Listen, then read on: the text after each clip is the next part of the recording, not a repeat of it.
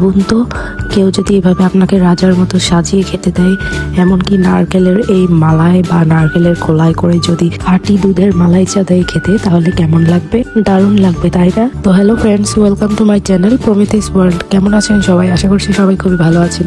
আজকের ভিডিওটি কিন্তু অন্যরকম হতে যাচ্ছে। তো ভিডিওটি শুরু করবার আগে অবশ্যই আমার চ্যানেলটিকে সাবস্ক্রাইব করে আমার পাশে থাকো। তো অনেকদিন পর আমরা কুষ্টিয়া চলে গেছিলাম একটু ঘুরে ফেরার জন্য। তো মোগল কুইজিনে চলে গেছিলাম। মোগল কুইজিনে কিন্তু হান্ডি মাটন থেকে শুরু করে বাঙালিয়ানা সব রকমের খাবারই অ্যাভেলেবেল। তো আমরা ভেতরে প্রবেশ করছিলাম, আর প্রবেশ করতেই দেখছিলাম পুরো ভেতরটা খুবই সুন্দর করে সাজানো হয়েছে। আমার কাছে মনে হয়েছে মুঘল সাম্রাজ্যের যেই রাজারা ছিল, মানে তাদের মতো কিছুটা ডেকোরেট করা হয়েছে মুঘল কুইজিন, যেটা আমার কাছে খুবই ভালো লেগেছে। তোমরা যদি কেউ যেয়ে থাকো অবশ্যই আমাকে জানাবে তোমাদের কাছে কেমন লেগেছে। তো মুঘল কুইজিন অনেকটা মুঘল সাম্রাজ্যের ভাইব দেয়, অনেকটা সেই থিমেই করা হয়েছে, যেটা আমার কাছে খুবই ভালো লেগেছে।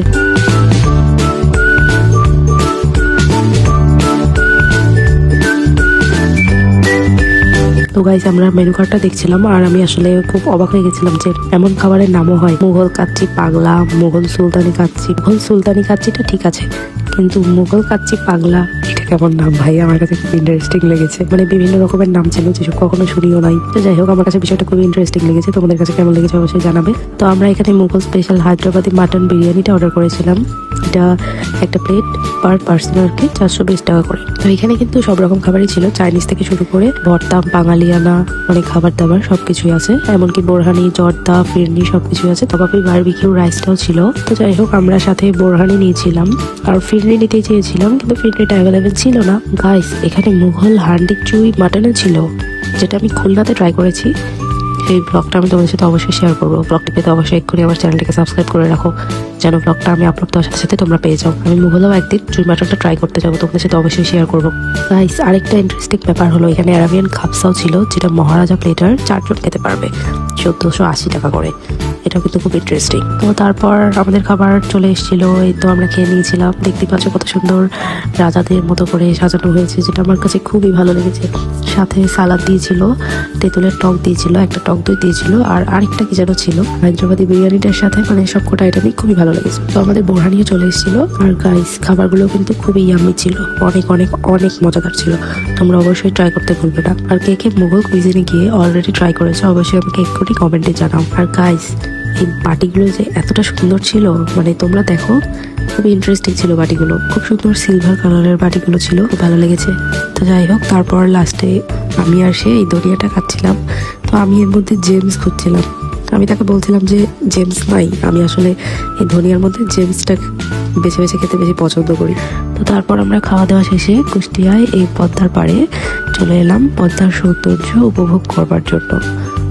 তো এখানে অনেকে দেখছিলাম নৌকায় উঠছিল, নৌকায় উঠে ঘুরছিল। আমাদের কাছে আসলে টাইম ছিল না, আমরা জাস্ট একটু সৌন্দর্য উপভোগ করে আমরা আবার চলে এসেছিলাম। তো তোমাদের একটু পদ্মার সৌন্দর্য দেখাই।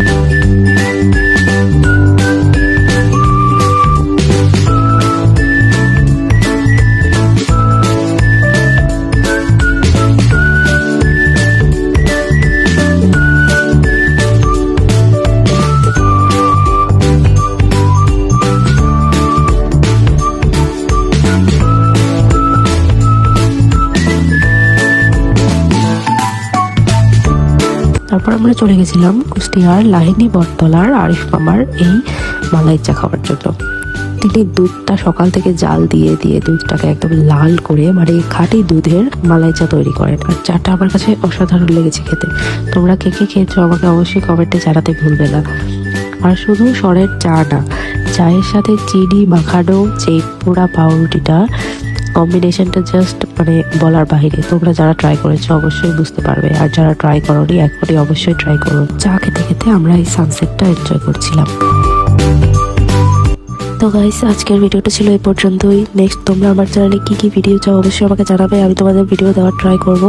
আর আমার নিত্য নতুন ভিডিওস পেতে আমার চ্যানেলকে অবশ্যই সাবস্ক্রাইব করতে ভুলবে না। সাবস্ক্রাইব করে পাশে থাকা বেল আইকনটি ক্লিক করে রেখো, যেন আমি কোনো ভিডিও আপলোড দেওয়ার সাথে সাথে তোমাদের কাছে পৌঁছে যায়। তো টাটা।